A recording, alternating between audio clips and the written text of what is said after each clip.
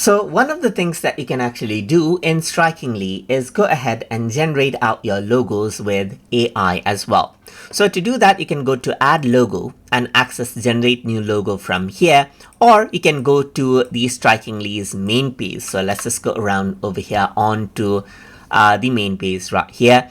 And over here on the left hand side, you can go around over here onto, let's say for example, the add-ons right here, and under add-ons you can go to logos, and here you can see all the generated logos that you have, or you can go ahead and generate a new logo as well.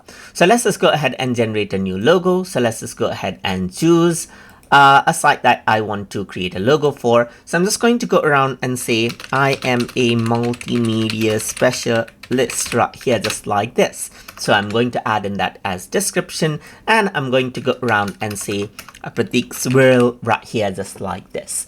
So this is what I have, as you can see, or if you just want to generate out a logo on your own, you can go ahead and do that, but I'm going to base it off of site right here and then click on generate logos. So once you go ahead and do that, you can see that logos are generated for me right here, just like this.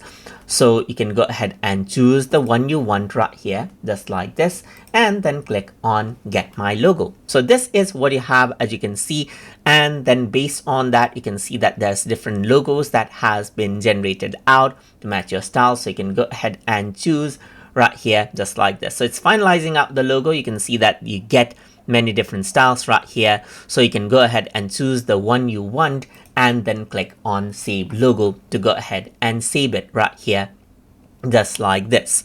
So now let me just go around, and let's say to apply it, I can go around over here by going into edit, and then what I can do is I can go around over here and click on add logo, and then I can simply go to generate new logo section right here, and you can already see the generated logos right here. You can select the one you want right here, and that will simply be added in right here. So a logo is instantly prepared, just like that, as you can see.